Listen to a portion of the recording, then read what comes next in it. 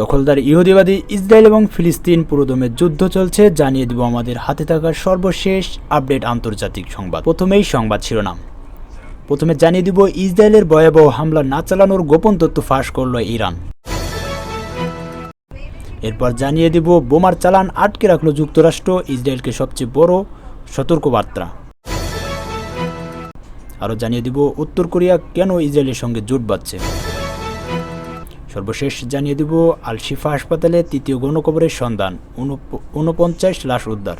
শুনছিলেন সংবাদ শিরোনাম, এখন বিস্তারিত। ইহুদিবাদী ইসরায়েলের বিরুদ্ধে গত কয়েকদিন আগে ইরান যে অপারেশন টুর প্রমিস চালিয়েছে, তার আগে পশ্চিমা দেশগুলো ইসরায়েলের উপর শক্ত আঘাত না করার জন্য তেহরানকে অনুরোধ জানিয়েছিল বলে জানিয়েছেন ইরানের পররাষ্ট্রমন্ত্রী হুসাইন আমির আবদুল্লাহিয়ান। বুধবার ইরানের মন্ত্রিসভার সাপ্তাহিক বৈঠক শেষে সাংবাদিকদের সঙ্গে আলাপকালে তিনি এসব কথা বলেন। আমির আবদুল্লাহিয়ান বলেন, ইসরায়েল বিরোধী সাময়িক অভিযানের আগে পশ্চিমারা অনুরোধ করেছিল যে যদি আপনারা ইসরায়েলি আগ্রাসনের জবাব দিতে চান, তা যেন শক্ত আঘাত না হয় এবং অপারেশনের তীব্রতা তুলনামূলক কম হয়। তিনি বলেন, ইরান নিজেই তার সুবিধাজনক সময়ে অভিযানের সিদ্ধান্ত নিয়েছিল। ইরানি পররাষ্ট্রমন্ত্রী বলেন, ইসরায়েলের বিরুদ্ধে যখন সাময়িক অভিযানের সিদ্ধান্ত নেওয়া হয়, তখন পশ্চিমা দেশগুলো, ইউরোপ, আমেরিকার মিত্ররা ইরানের সঙ্গে গভীরভাবে যোগাযোগ করে এবং তারা প্রথমেই অনুরোধ জানায় ইসরায়েলের বিরুদ্ধে অভিযান না চালিয়ে ধৈর্য ধারণ করার। কিন্তু ইরান স্পষ্টভাবে তাদের জানিয়ে দেয় যে ইসরায়েলের বিরুদ্ধে নিশ্চিতভাবে জবাব দেওয়া হবে।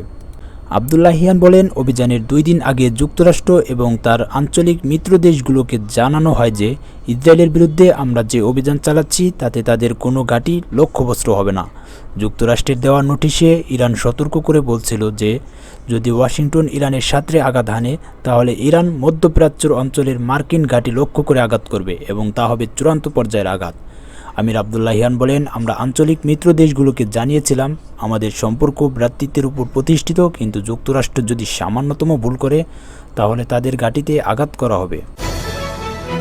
এখন পর্যন্ত ইসরায়েলের অস্ত্র ও গোলাবারুদের সবচেয়ে বড় যোগানদাতা যুক্তরাষ্ট্র। ইসরায়েল যাতে প্রতিবেশী দেশগুলোর তুলনায় সুবিধাজনক অবস্থানে থাকে, তাই প্রতিবছর $380 কোটি সাময়িক সাহায্য দেবে দেশটি। ফিলিস্তিনের মুক্তিকামী সশস্ত্র গোষ্ঠী হামাসের বিরুদ্ধে ইসরায়েলের যুদ্ধ দৃঢ় সমর্থন আছে যুক্তরাষ্ট্রের। তারপরও গাজাবাসীকে সুরক্ষা দিতে মানবিক ত্রাণ সহায়তা পৌঁছাতে না পারা নিয়ে যুক্তরাষ্ট্রের উদ্বিগ্ন। তাই যুক্তরাষ্ট্রের প্রেসিডেন্ট জো বাইডেনের প্রশাসন প্রথমবারের মতো ইসরায়েলে বোমার চালান পাঠানো পিছিয়ে দিল, খবর বিবিসির। যুক্তরাষ্ট্র প্রশাসনের এক ঊর্ধ্বতন কর্মকর্তা বিবিসিকে নিশ্চিত করে জানিয়েছে 2000 পাউন্ডের কয়েক হাজার বোমার চালান পাঠানো স্থগিত করা হয়েছে। ইসরায়েলের কাছে অন্যান্য অস্ত্র বিক্রির বিষয়টি পুনরায় ভেবে দেখা হচ্ছে বলে জানিয়েছেন তিনি। ইসরায়েলের উপর সবচেয়ে বড় প্রভাব এখন কেন খাটাচ্ছে যুক্তরাষ্ট্র? প্রথম কারণ হলো যুক্তরাষ্ট্র সহ অনেক পশ্চিমা দেশেরই আশঙ্কা রাফায় ইসরায়েলের সর্বাত্মক অভিযান, প্রচুর মানুষ হতাহতের ঘটনা ঘটবে এবং মানবিক বিপর্যয় নেমে আসবে। যুক্তরাষ্ট্রের কর্মকর্তারা বলেছেন যে বোমাগুলোর চালান তারা পিছিয়ে দিয়েছেন, সেগুলো রাফা অভিযানের ব্যবহার হতে পারত, আর তেমন হলে সেখানকার শহরের এলাকায় তা বিপর্যয়কর পরিণতি ডেকে আনত। যুক্তরাষ্ট্র চায় না ইসরায়েল রাফায় হামলা করুক, আর সে বার্তাই তাদের বুঝিয়ে দেওয়ার আরেকটি পথ। যুক্তরাষ্ট্র কতটা উদ্বিগ্ন সেটি ইসরায়েলকে দেখিয়ে দেওয়ারই বার্তা এটি ওয়াশিংটন পোস্ট করে বলেন মার্কিন কর্মকর্তা। দ্বিতীয় কারণ হচ্ছে হামাসের সঙ্গে একটি যুদ্ধবিরতির চুক্তিতে সমর্থনের জন্য ইসরায়েলি মন্ত্রিসভার উপর চাপ বজায় রাখতে চায় যুক্তরাষ্ট্রের সরকার। মিশরের কায়রো যুদ্ধবিরতি নিয়ে আলোচনা চলছে। ইসরায়েল এই আলোচনায় কোনো অপসারণ পৌঁছাতে রাজি না হলে তাদের এ চড়া মূল্য দেওয়াতে চাইতে পারে ওয়াশিংটন। যুক্তরাষ্ট্রের অভ্যন্তরীণ রাজনীতিকে তৃতীয় কারণ হিসেবে দেখা হচ্ছে। প্রেসিডেন্ট জো বাইডেন ইসরায়েলকে সমর্থনের হ্রাস টেনে ধরতে ডেমোক্রেটিক সমর্থকদের থেকে প্রচণ্ড চাপের মুখে আছে। উত্তর কোরিয়া ও ইরান দুই দেশই যুক্তরাষ্ট্র বিরোধী নীতি নিয়ে চলছে। তারা নিজেদের মধ্যে ড্রোন ও পরমাণু তথ্য বিনিময় করতে পারে। উত্তর কোরিয়া এখন রাশিয়া ও চীনের বাইরে সমভাবাপন্ন দেশের সঙ্গে নতুন করে সম্পর্ক গড়ে তুলতে চায়। সম্প্রতি পিয়ংইয়ং ও উত্তর কোরিয়ার নেতা কিম জং উনের নজর পড়েছে ইরানের উপর।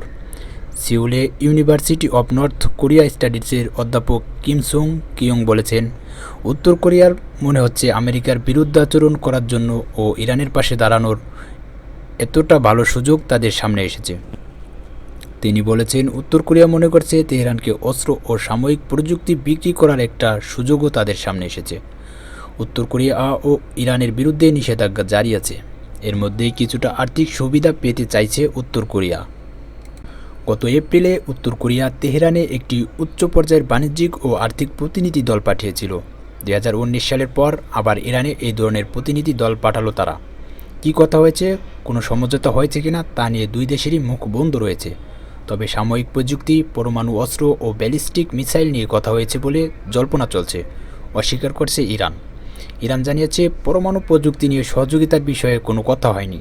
ইরানের পররাষ্ট্র মন্ত্রণালয়ের মুখপাত্র নাসের কানানি বলেছেন, বিদেশি মিডিয়া পক্ষপাতমূলক জল্পনা করছে, এর সঙ্গে সত্যের কোনো যোগ নেই। এরপর উত্তর কোরিয়া জানায়, ইরানের বিরুদ্ধে আমেরিকা যে নতুন করে নিষেধাজ্ঞা জারি করেছে তা ঠিক নয়, সন্দেহ করা হয়েছে। তেহরান মস্কোতে ড্রোন দিয়েছে এবং যা ইউক্রেনের বিরুদ্ধে ব্যবহার করা হয়েছে। টরয় বিশ্ববিদ্যালয়ের সিউল ক্যাম্পাসের আন্তর্জাতিক সম্পর্কের অধ্যাপক ড্যানিয়েল পিঙ্কস্টন বলেছেন, তেহরান ও পিয়ংইয়ংয়ের মধ্যে দীর্ঘদিনের সম্পর্ক আছে। অনেক ক্ষেত্রেই তারা আপাতত বিরোধী। ইরান হলো ধর্মতান্ত্রিক ইসলামিক দেশ এবং উত্তর কোরিয়া হলো এক নেতাভিত্তিক কমিউনিস্ট দেশ। তবে তার মতে দুই দেশ যেমন একদিকেই আলাদা, অন্যদিকে তাদের মিলও রয়েছে। দুই জায়গাতেই কর্তৃত্ববাদী শাসন রয়েছে, দুই দেশই যুক্তরাষ্ট্র বিরোধী। টানা 7 মাসের বেশি সময় ধরে ফিলিস্তিনের অবরুদ্ধ গাজা ভূখণ্ডে চলছে ইসরায়েলি আগ্রাসন। ইসরায়েলি বর্বর এই হামলার আরও একটি প্রমাণ মিলছে। গাজার আল শিফা হাসপাতালে মিলছে তৃতীয় গণকবরের সন্ধান। এই গণকবর থেকে এখন পর্যন্ত 49 জন লাশ উদ্ধার করা হয়েছে।